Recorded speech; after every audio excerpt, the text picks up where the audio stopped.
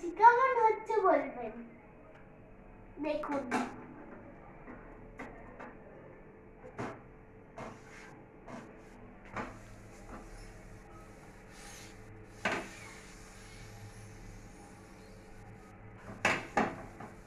দেখুন কত টেস্টি লাগছে। এর মধ্যে হচ্ছে আটা লেগেছে, জল লেগেছে আর ডিম লেগেছে। একটা ডিম হলেই হবে। খুব টেস্টি খাবার হবে এটা। এটাকে সস দিয়ে বা যেকোনো কিছু তরকারি দিয়ে খেতে পারবেন। মাছের তরকারি দিয়ে ভাল লাগবে না এটা। টক জিনিস দিয়ে এটা খাওয়া যাবে না।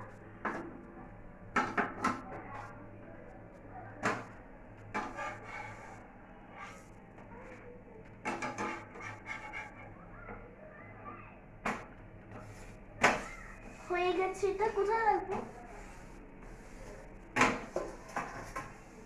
বলে তো লোকে। এটাকে আবার আমি রেখে দেবো।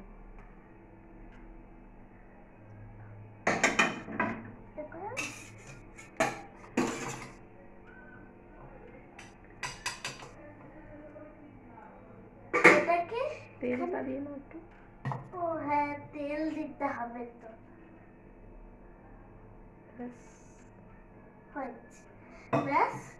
এবার একটু দিয়ে দেবো এটাকে ছড়িয়ে।